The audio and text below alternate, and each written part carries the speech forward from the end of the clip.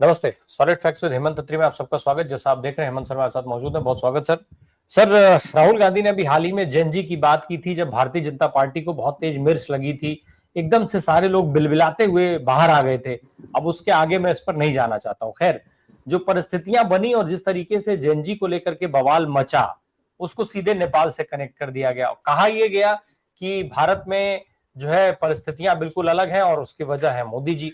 उस पर बाकायदा मिले इलेक्ट्रॉनिक मीडिया ने जो है आधे आधे एक एक घंटे के शोज किए कि मोदी प्रधानमंत्री है, इसलिए देश में कुछ भी जो है वो गलत नहीं हो सकता है। खैर, एक चीज है, अभी हमने बिहार में जब हम वीडियोस कर रहे थे, बिहार की बात कर रहे थे एसआईआर के अगेंस्ट वोटर अधिकार यात्रा के दौरान पे मैंने कई सारी वीडियोस दिखाए थे अपने दर्शकों को कि किस तरीके से वहां पर नौकरी मांग रहे युवाओं के ऊपर लाठी चटकाई जाती है, ईमानदारी से परीक्षा करा लेने की मांग कर रहे परीक्षार्थियों पर लाठी चटकाई जाती है।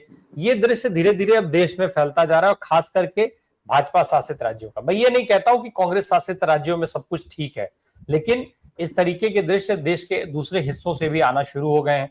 उत्तराखंड में हाल में एक दृश्य देखा गया और वहां पर जो नारे लग रहे हैं वो बड़े इंपॉर्टेंट हैं। वहां जो अभ्यर्थी हैं वो जो नारा लगा रहे हैं वो दरअसल राहुल गांधी के उस सारे नारे और पूरे दावे के साथ जाकर के एक बार फिर से कनेक्ट होता हुआ दिख रहा है। हम आपको सुनवा भी देंगे।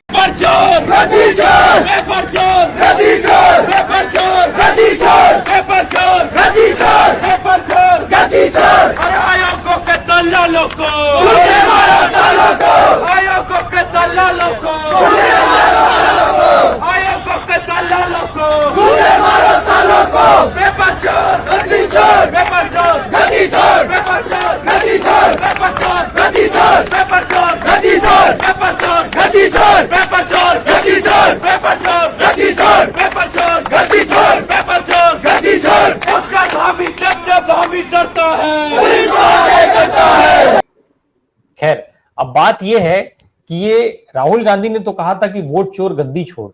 यहां तो युवाओं ने ये तक कहना शुरू कर दिया है कि पेपर लीक करने वाले लोग उनको कनेक्ट कर रहे हैं, गद्दी छोड़ने की बात कर रहे हैं। पुष्कर सिंह धामी को साफ तौर पे लोग कह रहे हैं इनको हटाना है और कनेक्ट हो रहे हैं राहुल गांधी के नारे के साथ। सर, सवाल मेरा यह है कि क्या राहुल गांधी का वोट चोर गद्दी छोड़ नारा जो है वो जगह बना चुका है युवाओं में, जिसका वो जिक्र करना चाह रहे थे, जिसको लेकर के वो सरकार को आगाह करना चाह रहे थे। ठीक वैसे ही जैसे जीएसटी पे किया, जैसे चीन के जो है वो अतिक्रमण पे किया, जैसे नोटबंदी पर किया, जैसे कोरोना पर किया, जैसे तमाम दूसरे मुद्दों पर करते आए हैं, राफेल पे किया, विदेश नीति पर किया। राम प्रकाश जी नमस्कार, आपको सारे दर्शक साथियों को भी। देखिए, एक दौर आता है जब आपके वो सारे जितने भी दांव होते हैं वो सारे सीधे पड़ते हैं और एक स्टेज के बाद जब एक समय की एक थ्रेश होल्ड होती है ना, कि इस थ्रेश होल्ड के बाद लोगों का कहीं ना कहीं जो टॉलरेंस है वो कहीं ना कहीं जवाब दे जाती है। मोदी जी 2013-14 में अगर आपको ध्यान हो तो उनका मूल वायदा क्या था, जो इस देश के यूथ को उन्होंने मोबिलाइज किया एक बहुत बड़े ऐतिहासिक वे में, वो क्या था? वो था हर साल 2 करोड़ रोजगार। वो जो 2 करोड़ रोजगार बेसिकली उससे सारे यूथ को मोबिलाइज किया एक खास अंदाज के अंदर। क्योंकि आपने देखा जिस तरीके से अन्ना आंदोलन और तमाम आरएसएस पृष्ठभूमि में और तमाम लोगों को सामने ला करके जो पूरे देश में एक नेगेटिव माहौल खड़ा किया गया, 2.25 लाख करोड़ का ये स्कैम वो स्कैम, विनोद राय, पता नहीं किरण बेदी, दुनिया भर के लोग, केजरीवाल, सारा का सारा, उसने एक माहौल बनाया। और उसके बाद मोदी जी की जो जबरदस्त मार्केटिंग थी, जो ओवर द बोर्ड ले जाके जिस तरीके से उनको स्पेस मिला, एयर टाइम भी, अखबारों में भी और सब जगह, वो एक सारे का सारा क्या गेम था वो तो अब समझ में आ गया लोगों को, किस तरीके का वो एक पूरा लार्जर गेम प्लान था डॉक्टर मनमोहन सिंह को डिसलॉन्च करने का। वो एक पक्ष था। उसके बाद जो सबजबाग दिखाएंगे और खासतौर पर यूथ के लिए, राम प्रकाश जी, एक मूल मानसिकता समझनी पड़ेगी इस पूरे देश को, पॉलिटिशियंस को और हम सबको। वो क्या है कि देश का जो यूथ होता है ना किसी भी देश में, वो सबसे जल्दी बहलावे में आता है। आप उसको कुछ भी कह दो, उसको थोड़े भोले बन करके, थोड़े क्रांतिकारी बन करके, थोड़े राष्ट्रवादी बन के, वो आपकी बातों को, उसके अंदर असल में क्या है कि वो इतना मासूम होता है कि उसको सामने वाला मासूम कोई बात कन्विक्शन से कह दे तो वो उसको बहुत आसानी से स्वीकार कर लेता है। तो मोदी जी ने जिस तरीके के सपने दिखाए थे कि 2 करोड़ रोजगार हर साल दूंगा, पूरे दुनिया के लोग वीजा के लिए भारत की लाइन लगाए हुए खड़े होंगे, उनको लगा यार वास्तव में तो बहुत पहले हो जाना चाहिए था। और अगर ऐसा व्यक्ति हमें मिल गया है तो बस फिर तो बात ही क्या है। तो वो सारे के सारी जो यंग जनरेशन थी वो मोदी जी के साथ जुड़ गई, भाजपा के साथ। चाहे उनके परिवारों की पृष्ठभूमि कुछ भी थी, उनकी सामाजिक संस्कृति जाति की, उन सब चीजों को बुला करके वो सब मोदी के पीछे हुए, सब यूथ खासतौर पर। और यूथ ने अब देखिए, अब 11.5 साल हो गए, उनको मिला क्या है? जैसे मैंने कल आपको बताया था कि 5% जो ठेके की नौकरियां थी वो आज 40% पे जा चुकी है। तो बेसिकली रेगुलर एम्प्लॉयमेंट है नहीं, है तो एक गिग वर्कर्स टाइप का है, कोई सामान की डिलीवरी ये वो छोटा मोटा। उसके अलावा जो ऑर्गेनाइज सेक्टर में भी और अनऑर्गेनाइज सेक्टर में भी, और एमएसएमई का आपने हाल देख ही लिया। तो इस सारे के अंदर जो सबसे ज्यादा प्रभावित कौन हुआ? यूथ। और अभी तक तो क्या था, मोदी जी को डिस्टिंक्शन ये थी कि भारतीयों के साथ उन्होंने जिस तरीके का वो किया, भारत के युवाओं के साथ। अब तो 2 दिन पहले उनके जो प्रिय मित्र हैं मैग्निफिसेंट ट्रंप और मैग्निफिसेंट मोदी, उनकी बातचीत के बाद भी ये साफ हो गया कि भारत के जो बच्चे जो बाहर जॉब में थे, H1B वीजा खासतौर पर यूएस में, 3,20,000 के आसपास, उनको भी बेरोजगार करने का जिम्मा मोदी जी को। देश में तो थी बेरोजगारी, अब उनको भी बेरोजगार होकर कराना पड़ेगा। ये ड्यूबियस डिस्टिंक्शन भी मोदी जी को मिलने वाली, और इसका कार्यक्रम शुरू हो गया है जिस तरीके से वहां पर माहौल है अमेरिका के अंदर। तो जितना जल्दी वो बहलावे में आए थे, उतना जल्दी वो अब उस तरीके से वो नहीं हुए कि भाई डिसचांट नहीं हुए, जो कहते हैं आप, डिससेटिस्फाई नहीं हुए। Over a period of time 11.5 साल, रामप्रकाश जी, बहुत लंबा समय होता है। बहुत सारे लोग तो ओवर एज हो गए होंगे उन क्रांतिकारी भाषणों को सुन सुन के कि मेरा नंबर इस लिस्ट में नहीं आएगा तो उसमें आ जाएगा, उसमें आएगा तो उसमें आ जाएगा। कोई ऐसा स्टेट बताइए। और चूंकि देश के ज्यादातर हिस्सों में आज की तारीख में भाजपा और उसके गठबंधन सहयोगियों की सरकारें हैं, तो निश्चित तौर पर सवाल भी उन्हीं के ऊपर उठेगा। कोई ऐसा स्टेट उठाइए। ये जो आपने वीडियो दिखाया, ये देहरादून का वीडियो, ये संडे को एग्जाम था ग्रेजुएशन लेवल का, उत्तराखंड स्टाफ सिलेक्शन कमीशन का। 11:30 बजे एग्जाम शुरू होना था, और चंद मिनटों के बाद पेपर्स के सारे स्क्रीनशॉट्स वो बाहर आने शुरू हुए, और उसके बाद युवा तमाम सड़कों पर आ गए, पेपर चोर, गद्दी छोड़। और ये बात मैं आपको हमेशा कहता हूं, जिस दिन से राहुल गांधी ने नारा दिया था गद्दी छोड़ वोट चोर, ये केवल वोट चोरी का मामला है ही नहीं। इसको अगर आप जोड़ते जाओगे तो पेपर चोर भी एक बहुत छोटी चीज है, रोजगार चोर, गद्दी छोड़ भी आएगा। जो आपकी जेबों के ऊपर जो डकैती डली है जीएसटी के नाम पर, 55 लाख करोड़ आपसे ठग करके और 48,000 करोड़ रुपए का बोनाजा देके, अब ये नहीं पता कि वो लूट का वो करना है सेलिब्रेशन, या छूट का करना है, या जो मोदी जी ने जो प्रचार शुरू किया है 2 दिन से। कल मोदी जी ने एक ट्वीट किया था, अगर आपको ध्यान हो तो, उसमें सारे अखबारों की कतरने लगा रखी थी अपनी घोषणा की। तो प्रधानमंत्री को अब केवल अखबारों से नहीं, वो है अपने ट्विटर हैंडल पे भी अखबारों की क्लिपिंग डालने पे आ गए हैं।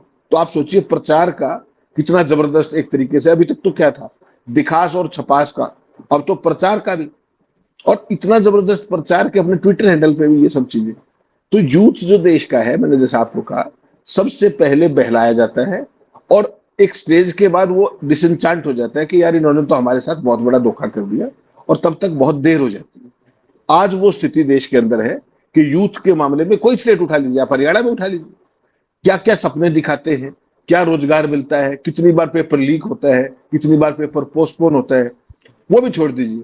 जो क्लास 4 की पोस्ट अगर आप छोड़ दें, उसके बाद क्लास 3, क्लास 2, क्लास 1 की जो पोस्टें हैं, वो सारी हरियाणा से बाहर के लोगों को मिल रही, और 70-70, 80-80% तक। लेकिन समस्या क्या है कि हरियाणा के अंदर यही समझ में नहीं आ रहा पक्ष कौन है विपक्ष कौन है। इतना सब होने के बावजूद कांग्रेस कुछ कर ही नहीं पा रही। तमाम स्टेट्स के अंदर जो उत्तराखंड में देखा आपने, इसके पीछे कोई पॉलिटिकल पार्टी नहीं है। ये जो यंगस्टर्स हैं जिनको आप जेन जी कह रहे हैं, उनका स्वतः स्फूर्त आंदोलन है, स्वतः स्फूर्त उनका रोष है एक तरीके से कि देखिए हमारे साथ किस तरीके का धोखा हो रहा है। पहले तो परीक्षाएं कब जाके होती है, सालों की, उसके बाद समय पर पोस्ट नहीं भरी जाती, परीक्षाएं लंबी चलती रहती है, शेड्यूलिंग के इश्यूज हैं, रही से ही कसर पेपर लीक करके हो जाती है। और इसमें यह भी मत भूलिएगा कि जो संडे की परीक्षा थी देहरादून में, इससे 2 दिन पहले 2 व्यक्ति पकड़े गए थे जो पैसे लेकर के परीक्षा पास कराने की वो कर रहे थे, और जैसे ही पेपर लीक का हुआ तो दोनों कहानियां जुड़ गई कि पेपर बिक रहे होंगे कहीं ना कहीं, तभी तो प्रॉमिस कर रहे थे। तो वो सारी चीजें कहीं ना कहीं एड ऑन होती है। और किसी स्टेट के अंदर चले जाइए, देखिए एक चीज जो इस देश में दुख की है वो ये है सबसे बड़ी, कि सारे का सारा माहौल रेडी है ग्राउंड पे, खासतौर पे यूथ का, गवर्नेंस के तमाम इश्यूज। उसके बावजूद अगर एक केंद्र में आप राहुल गांधी को छोड़ दें, तो जो विपक्ष, जिस भी राज्य में जो भी विपक्ष है, किसी एक को आइसोलेट करने की जरूरत नहीं, वहां पर कोई भी पार्टी जो विपक्ष में, चाहे वो कांग्रेस है चाहे वो है, वो कोई भी सड़कों पर आने को तैयारी नहीं है। कारण क्या है वो जाने। लेकिन हकीकत ये है, जैसे मान लीजिए हरियाणा है, हरियाणा के पास तो ड्यूबियस डिस्टिंक्शन है कि कितने पेपरों में क्या क्या हुआ। 18-18, 19-19 पेपर लीक हुए, उसके बाद एक प्रदर्शन किया, एक बयान जारी किया, उसके बाद छुट्टी होगी। जबकि यूथ यहां तक भरा हुआ है, गले तक भर चुका है वो, लेकिन उसके पास कोई विकल्प नहीं है, तो बेचारा स्वदेश स्फूर्त आंदोलन करते हैं, लट खाते हैं, फिर अपने घर चले जाते हैं। आपने 2 दिन पहले बिहार में देखा, बिहार में एक हफ्ते में ऐसे 3 वीडियोस देखे मैंने, जो अलग अलग एग्जाम्स को लेकर, अलग अलग मांगों को लेकर के यूथ के ऊपर पुलिस ने लाठियां फटकारी। 3 एक हफ्ते के अंदर, 4 भी हो सकते। तो ये लाठीबाजी और ये सब, और वो लाठी बजाते कौन है?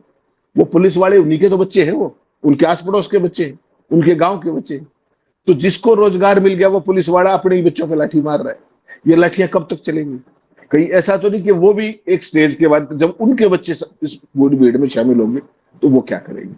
तो ये जो सर पूरा माहौल है ये देश के अंदर असंतोष का, ये असंतोष केवल यूथ का नहीं है, ये अक्रॉस द स्पेक्ट्रम है। लेकिन उसको मोबिलाइज करने के लिए राहुल गांधी नेशनल लेवल पे एक चीज कर रहे हैं, वोट चोरी का उन्होंने एक सर मुद्दा यही पकड़ा है। तो सर यही बात, जिस तरीके से ये स्वतः स्फूर्त आंदोलन शुरू हुआ है और जिस तरीके से ये युवा शक्ति, जिसको जेनजी का नाम दिया जा रहा है, वो सड़क पर उतरी है, उनका नारा सुन लीजिए कि वो नारा क्या लगा रहे हैं, सुनवाइए जरा।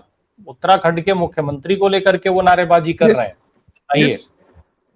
शर्म करो, शर्म करो, शर्म करो, शर्म को डूब मरो, डूब मरो, डूब मरो। साथियों, आप सभी में से अभी कोई और छात्रों में से कोई संबोधित करना चाहता है, प्लीज आप आ सकते हैं आगे, अपना वक्तव्य, अपना मंतव्य आप रख सकते हैं आगे, प्लीज।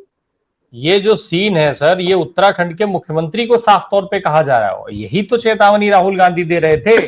आखिर सरकार को इसमें बिलबिलाने की क्या जरूरत थी? जेनजी को लेकर के पूरी पूरी चर्चाएं हुई घंटों घंटों की, इस चीज का आरोप लगाते हुए राहुल गांधी के ऊपर कि राहुल गांधी देश में हिंसा भड़काना चाहते हैं। इस आंदोलन में राहुल गांधी का क्या रोल है? नहीं नहीं, ये तो आप बेसिकली जिस चीज को आप एड्रेस नहीं कर सकते, जो आपकी फॉल्ट लाइन है, तो उनके एक्सपोज होते ही, आपने बिल्कुल ठीक शब्द किया, ये बिलबिलाने लगते हैं। क्यों? क्योंकि इनको एड्रेस करने की तो इनको किसी ने ट्रेनिंग दी नहीं, गवर्नेंस का तो इनको जी पता ही नहीं, शासन का इनको शय नहीं पता। इनको आती है लफाजी, इनको आती है प्रोपेगेंडा। उसके वास्ते से अगर कोई भी व्यक्ति सवाल पूछ दे तो वो फिर देश में अहिंसा फैला रहा है, वो देशद्रोह कर रहा है, वो विद्रोही कर रहा है, वो फला कर रहा है। देश में पहली बार आपने सुना हो गृह युद्ध का शब्द किससे सुना था? अभी पिछले दिन निशिकांत दुबे, भारतीय जनता पार्टी के निर्वाचित सांसद, क्या कह रहे थे कि देश में जितने भी क्षेत्रों में, एरियाज के अंदर गृह युद्ध हो रहे, उन सब के लिए जिम्मेदार जस्टिस संजीव खन्ना है। क्या गृह मंत्री जी ने या इन्होंने बताया, या किसी मीडिया वाले ने ये पूछा उनसे कि देश में कहां कहां गृह युद्ध हो रहे हैं? उनके ऊपर तो ना तो सुप्रीम कोर्ट ने कोई कंटेम्प्ट का वो किया, और ना किसी जर्नलिस्ट ने पूछा उनसे कि भाई कौन सा गृह युद्ध हो रहा है, जरा बता दीजिए। और न गृह मंत्री ने उसका जवाब दिया कि भाई गृह युद्ध हो रहा है कि नहीं हो रहा है। तो खुद तो भारी भरकम शब्द प्रयोग करेंगे। देश में सारे का सारा माहौल इस तरीके का कर रखा है, हिंदू मुस्लिम सांप्रदायिकता फला। अभी आपने भारत पाकिस्तान के मैच को लेकर के जिस तरीके के हालात देखे, आपने ऑपरेशन सिंदूर के बाद जिस तरीके देखे, ग्राउंड के अंदर आपने पिक्चर्स देखी किस तरीके से बैट को गन बना के दिखा रहे थे पाकिस्तानी। उसके बाद बाउंड्री के पास एक प्लेयर खड़ा हुआ है और वो जहाजों को गिरने का इशारा कर रहा है। भारत का ये हाल करवा दिया आपने, क्यों? कहां देश का राष्ट्रवाद, कहां क्रिकेट, कहां कौन सी चीज? कभी कहते हो कि खून और ये सब साथ नहीं चलेगा, फिर इतने शर्मनिरपेक्ष सांसद हैं, टीवी पर बैठ के कह रहे हैं कि पानी और उसकी बात की थी हमने, क्रिकेट की बात तो की नहीं थी। तो इनके मुंह के आगे मैदान है, ये जो मर्जी है कहे, जो ये कहे वही से। क्यों?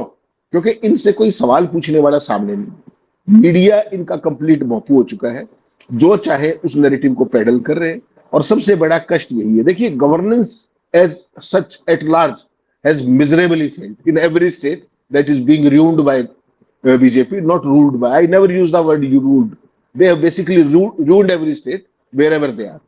लेकिन दिक्कत सबसे बड़ी क्या है, आपको एक चीज ध्यान रखनी चाहिए। जब पहली बार ये अग्निवीर का मामला लेकर के आए, अग्निवीर पूरे देश के अंदर, खासतौर पर हरियाणा, बिहार, यूपी के अंदर कितना जबरदस्त असंतोष हुआ था। केवल 2 लाइन की एक चिट्ठी ने राम प्रकाश जी उस पूरे आंदोलन को दबा दिया। और वो चिट्ठी क्या थी कि जो भी व्यक्ति जिसके खिलाफ केस दर्ज हो गया, यस, वो फौज में भर्ती होने के, किसी सरकारी नौकरी के अयोग्य माना जाएगा।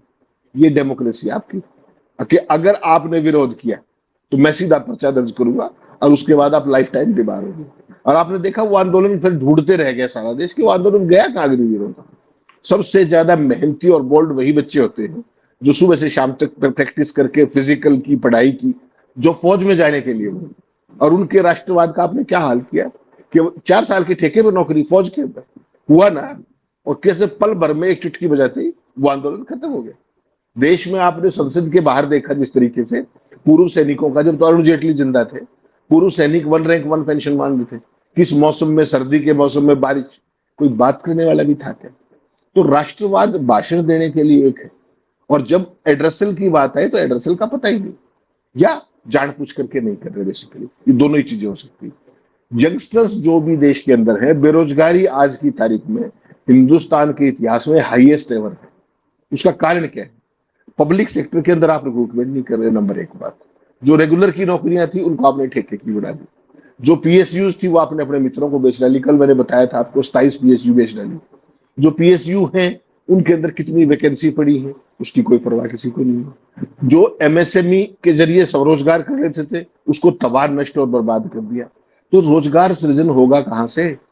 और कब तक आप कांग्रेस को इसके लिए दोषी ठहराओगे? 11.5 साल से शासन में आप हो। कभी आप जाके घुसपैठियों का नाम लेकर राजनीति करने लगते हो। असम में किसकी सरकार है? बिहार में 20 साल से किसकी सरकार है? वहां घुसपैठिए हैं कैसे? निकाले क्यों? जब मैं डेटा देख रहा था, मोदी जी और अमित शाह से लेकर तमाम नेता जहां भी प्रचार करने जाते हैं, चाहे वो बिहार हो, चाहे वो बंगाल हो, असम हो, हर जगह क्या फेवरेट पिच है? घुसपैठिए। ध्यान से सुनिएगा, 10 साल मनमोहन सिंह की सरकार में 88,000 से ज्यादा घुसपैठियों को देश से बाहर किया गया। और अब जो डेटा निकाला गया है कि मोदी के शासनकाल में कितना है, पूरा देश तब रह जाएगा 3,500 घुसपैठिए भी नहीं जिनको इन्होंने निकाला हो देश से। तो सुबह से रात तक घुसपैठियों का मंत्र जपते हैं, और जब निकाल एक्शन की बात आती है तो दे आर नोवेयर। केवल और केवल भय बेचना, कभी किसी चीज का, कभी मुसलमान का भय बेच दो, कभी घुसपैठियों का बेच दो। कोई देश में ये सवाल पूछने वाला नहीं है कि डॉक्टर मनमोहन सिंह को आप कमजोर प्रधानमंत्री कहते थे, उन्होंने 88,000 घुसपैठिए निकाले थे, आपने 3.5 कैसे निकाले? और अगर कम निकाले तो उसका कारण बता दीजिए। मिले नहीं क्या आपको? और उसके नाम पर आप वोट मांग रहे हैं। तो ये शर्मनिरपेक्षता बहुत ही जबरदस्त तरीके के इकोसिस्टम का हिस्सा है कि केवल जो ये कहे उसका ढोल बजाओ, उस पर सवाल मत पूछो।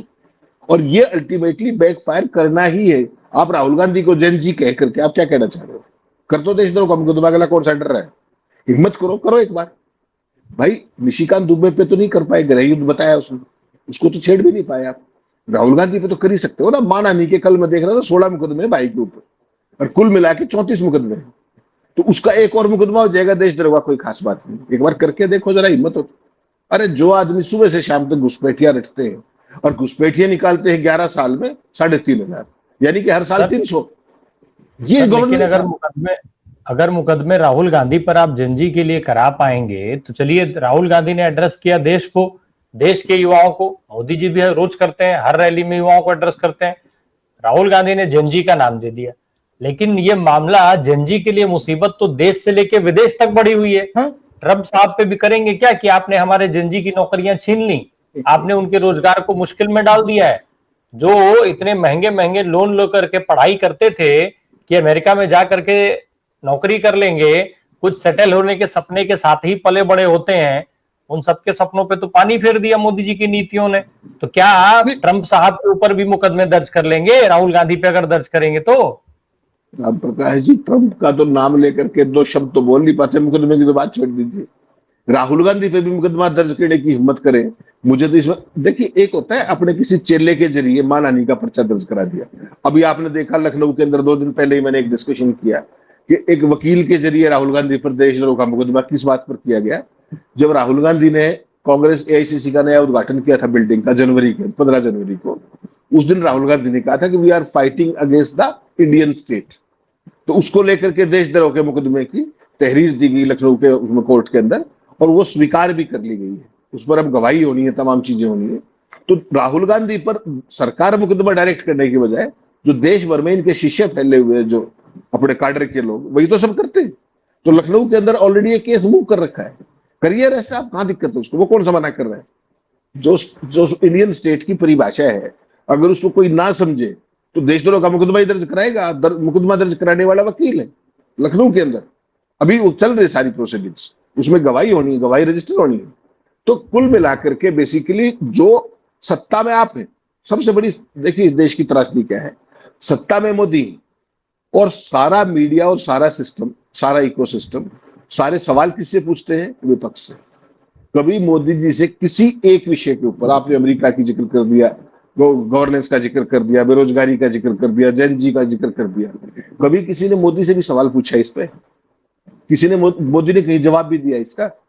55 लाख करोड़ रुपए लूट करके 48,000 की रियायत देकर के उसको 2.5 लाख करोड़ बता के और उसका उत्सव मनाने की हिमाकत केवल मोदी जी कर सकते हैं इस देश के अंदर।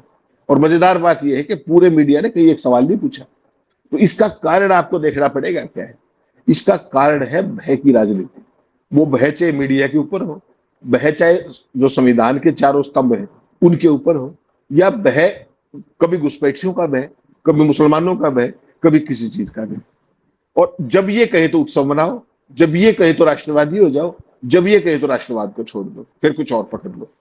तो पूरे देश के अंदर आपने कभी देखा था कि इस तरीके के जन्मदिन मनाए जाने, जो परसों 3 दिन पहले और 17 तारीख को हो रहा था?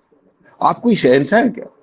या डॉक्टर मनमोहन सिंह के तमाम जन्मदिन हुए, और भी दुनिया भर के लोगों के जन्मदिन होते। ऐसा क्या हो गया?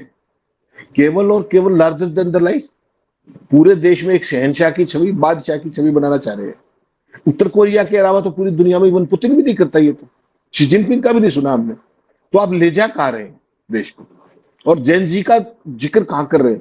ये यूथ है, इनको कुछ भी कह लीजिए आप।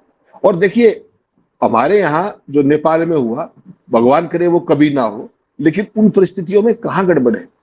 लगभग स्थितियां सेम है। नेपाल में क्यों हो पाया, श्रीलंका में क्यों हो गया, बांग्लादेश में क्यों हो गया? उसके कारण देखने पड़ेंगे। एक तो वो छोटे देश है और उनमें एक ही धर्म का बोलबाला है। हमारे यहाँ तमाम धर्म है, तमाम, बहुत बड़ा देश है और उसके पीछे कोई एक यूनिफाई करने वाली कोई बड़ी फोर्स नहीं है। तो नेपाल के अंदर स्वतः स्फूर्त आंदोलन था, जो आपने देहरादून के अंदर भी ये दिखाए बच्चे, 2 दिन पहले बिहार के अंदर ये सीन थे, कभी लखनऊ में आप रोज लाठियां देखते हैं। क्या चीज है वो? आंदोलन तो है, वो असंतोष तो है, वो जो एक बड़ा चेहरा चाहिए इतने बड़े देश में यूनिफाई करने के लिए, वो अनफॉर्चुनेटली आज की तारीख में नहीं है। लेकिन भाजपा सरकार आज भी इन चीजों से बाज नहीं आ रही, वो इनसे सबक नहीं सीख रही। वो लाठी और डंडे के प्रयोग से इनको कब तक नियंत्रित कर पाएगी, वो एक सवाल है। और डरिएगा उस दिन से कि जिस दिन ये आंदोलन एक स्टेट की सीमाओं से बाहर आकर के अगर दिल्ली की तरफ चल पड़ा। आपने किसान आंदोलन में हाल देखा होगा, पूरे देश के इतिहास में, दुनिया के इतिहास में समकालीन में आपने देखा हो कि किसी देश की राजधानी के बाहर नस्त्र गड़वा दिए, किले गड़वा दी। किस लिए? कि अपने किसान राजधानी तक ना आ पाए। क्या वो आतंकवादी है? क्या है? भारत को लोकतांत्रिक देश कहते हो आप, शांतिपूर्ण विरोध का शब्द को वो था, लेकिन कहां परमिशन दे दिया आपने? नहीं दी। वो बेचारे बैठ के चले गए, सुप्रीम कोर्ट भी बीच में आ गया, सब आ लिए, मान लिया क्या सरकार ने? तो ये जो चीज है ना, ये डंडे के जरिए हाँकड़ा। सत्ता की ताकत तभी तक होती है जब तक लोग उसको स्वीकार करें। जिस दिन अगर ये बड़े पैमाने पे मामला फैल गया तो फिर ढूंढते रह जाओगे तमाम, ये धामी धूमी कोई नहीं मिलेगा आपको, ये मैं बता रहा हूं। जब काठमांडू में एक दिन का 12 घंटे का प्रोटेस्ट नहीं झेल पाए, बांग्लादेश में आपने देखा, श्रीलंका में आपने देखा। ये तो शुक्र इस बात का है कि ये देश बड़ा है, यहाँ मल्टीपोलर वो है, धर्म है, तमाम तरह के लोग हैं। तो एक अच्छी बात ये है कि उस तरह की परिस्थितियां नहीं बननी चाहिए, हम भी नहीं चाहेंगे। लेकिन ये ना हो, इसकी जिम्मेदारी शासन की है, विपक्ष की नहीं है। ये जो भावनाएं हैं इनको एसुएज करना, इस यूथ की एनर्जी को चैनलाइज करना, उनको समय रहते रोजगार देना, उनके लिए स्वरोजगार के अवसर खोलना, ये किसकी जिम्मेदारी? विपक्ष की या सत्ता पक्ष की? कोई इसी का जवाब दे दे? नहीं देंगे। घुसपैठी की राजनीति जिंदाबाद। ये जिम्मेदारियां तो विपक्ष की है ना भाई। जंजी की बात राहुल गांधी कर रहे हैं, वो विपक्ष के हैं। सवाल राहुल गांधी से पूछा जाना चाहिए।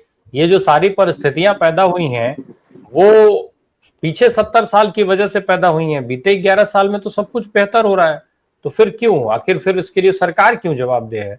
विपक्षी तो जवाबदेह है, विपक्ष से ही तो जवाब लिया जाना चाहिए। तो फिर आप सत्ता छोड़ दीजिए ना, विपक्षी चला लेगा सरकार, कहां समस्या है उसके? भाई कब तक अतीत जीवी बने रहोगे आप? उन 67 सालों को छोड़ दीजिए, अपने 11 का जिक्र तो कर लीजिए। आप तो ये कह रहे थे कि भारत के पासपोर्ट का ये हो जाएगा, भारत का ये डंका बज जाएगा। वो ट्रंप आपके साथ day in and day out क्या कर रहा है? कभी नाम लिया है उसका? कभी 2 लाइन का ट्वीट किया है? धन्यवाद को तो तुरंत कर देते हैं आप एनआई के ट्वीट को। उसके अलावा जो उसकी नीतियां हैं उसको लेकर के कभी मुंह खोला है? 55 लाख करोड़ लूट करके 48,000 करोड़ का जश्न मना रहे हो। वो पेट्रोल और डीजल की कीमतें कम क्यों नहीं हुई? वो सस्ता इथेनॉल बेच सर कर किस चीज की कम हुई है? किस चीज की कम हुई है कीमत? मुझे तो अभी तक कहीं किसी चीज की कीमत में गिराव नहीं दिखा है। नहीं, आपको दिखा क्या? आपको मोदी जी और निर्मला सीतारमण से ही पूछना चाहिए जाकर के। अगर वो घुसने दें, वैसे तो मीडिया नॉट अलाउड है उनके यहाँ चाटुकार अलाउड है, लेकिन अगर कोई पूछ ले उनसे कि साहब, मोदी जी ने परसों क्या कहा कि घर में यूज होने वाली 99% चीजें सस्ती होगी।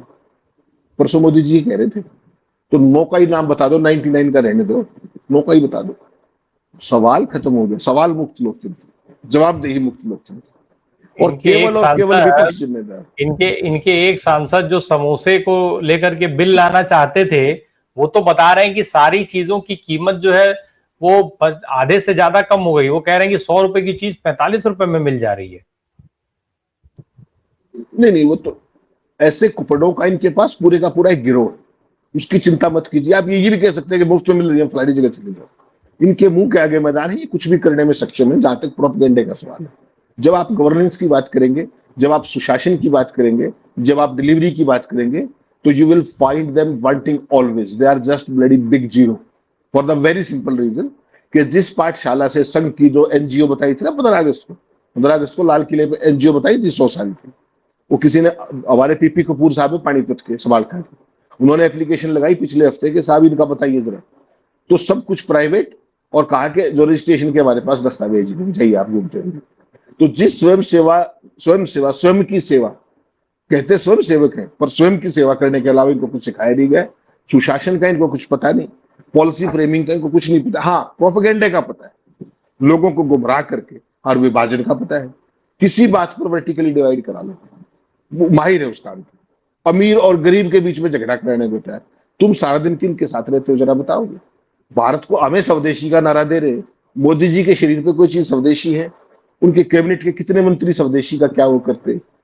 मेरे को और आपको संस्कृत पढ़ने को कहा जाता है, सारी चीजें अच्छी बात, हम पढ़ लेंगे। इनके सबके बच्चे विदेशों में पढ़ते हैं, कोई पूछने वाला नहीं। किसी मंत्री का, भाजपा की केंद्र के तो छोड़ दीजिए, स्टेट के किसी मंत्री का, पदाधिकारी का बच्चा गोरक्षक देखा क्या आपने? सड़कों पर कावड़ लाते हुए देखा क्या आपने? इनको गो तस्करों को पीटते हुए देखा क्या? वो काम कौन कर रहे हैं? सड़कों पर हुड़दंग कौन मचा रहा है? उनको धर्म की रक्षा इनके ऊपर है। तो जो यूथ है वो बेचारा, कुछ तो जो डिसइंटेंटेड यूथ है वो तो बेचारा सड़कों पे आ गया, और जो आज भी जिसकी आंखें नहीं खुली है तमाम कारणों से, वो इनके नारे लगा रहा है। कोई गोरक्षा के नाम पर, कोई किसी के नाम पर, कोई कावड़ी उठाए फिर रहा है। तो ये देश बेसिकली क्या है कि आज की तारीख में दो बड़े भारी, एक एस्पिरेंट यूथ है जो बेचारा आज बुरे तरीके से ठगा हुआ है, और जो लफंडर है वो सारे के सारे इनके गिरोह का हिस्सा बन चुके हैं, चाहे ट्रोल के तौर पे, चाहे कुतर्की गिरोह के तौर पर, जिस भी रूप में आप उनको मानो। और यही इनकी सबसे बड़ी अगर 11 साल की सफलता है कि वो ये है कि देश के अंदर एक बड़ा वर्ग इन्होंने अंधभक्तों का पैदा कर दिया, जो पूर्णतः स्वदेशी है, जिसके यहाँ पर दिमाग की जवाब आए, वहां कोई सॉफ्टवेयर नाम की चीज नहीं है, वो केवल हार्डवेयर है, और वो केवल और केवल वही चीज सीखता है जो उनको बताई जाती है। और वो क्या बताई जाती है? विध्वंस, विभाजन और ये सारी चीजें। गोरक्षा के नाम पर ये कर दो, फला कर दो। पुलिस किस काम के लिए है? तुम गोरक्षा क्यों करोगे भाई? Who are you? कोई पूछने वाला है क्या? हर स्टेट के अंदर एक पूरे का पूरा इकोसिस्टम खड़ा कर दिया। वो लूटमार का धंधा है और कुछ भी नहीं। देखा आपने कितने लोगों की जानें चली गई ऐसे? Who cares? इस देश में सबसे सस्ती जान ही तो है किसकी? जो सवाल पूछे। यहां तो लाके खड़ा कर दिया आपको। बिल्कुल, ये जो परिस्थितियां हैं, आप इसको देखिए, मिला करके कड़ियों से कड़ी जोड़ेंगे तो जो राहुल गांधी ने चेतावनी दी थी, वो चेतावनी पूरी तरीके से सच होती दिख रही है। आज यूथ जो है सड़कों पर उतर रहा है। किसी भी प्रदेश का हाल देख लीजिए, उत्तर प्रदेश का हाल वही है, बिहार का हाल वही है। बहुत दृश्य दिखा चुके हैं हम आपको, उत्तराखंड का दृश्य आप देख ही रहे हैं। इसके अलावा राजस्थान में जिस तरीके का बवाल परीक्षा की भर्ती को लेकर के रहा, वो आप देख ही चुके हैं। और अगर हम इसको देखें तो ये बड़े पैमाने पर चल रहा है, बस चूंकि अभी वो छोटी छोटी जगहों पर है। जैसा अभी हेमंत सर ने जिक्र किया कि भाई छोटे देश थे, आंदोलन सबको दिख गया, एकत्र रूप में दिख गया। यहां पर हमारा देश बड़ा है, एक एक प्रदेश की स्थिति जो है वो कई कई देशों के बराबर है, इस वजह से ये आंदोलन साझे रूप में आपको दिख नहीं रहा है। लेकिन स्थिति उतनी ही भयावह है, बशर्ते सामने आने की बात है। इसलिए मुझे लगता है कि अभी भी सरकार को चेत जाना चाहिए, जाग जाना चाहिए, इस परिस्थिति को कंट्रोल कर लेना चाहिए, इससे पहले कि ऐसे आंदोलन संगठित हो जाए। जेनजी शब्द का इस्तेमाल राहुल गांधी ने कर दिया, इसको लेके बिलबिलाने की बजाय उस चेतावनी को समझते और उस पर काम करते, वो ज्यादा बेहतर तरीका था, क्योंकि राहुल गांधी एक चुने हुए सांसद हैं, देश के नेता प्रतिपक्ष हैं और शैडो प्रधानमंत्री भी हैं, याद रखिएगा। बहुत बहुत शुक्रिया सर हमसे बात करने के लिए। Thank you so much.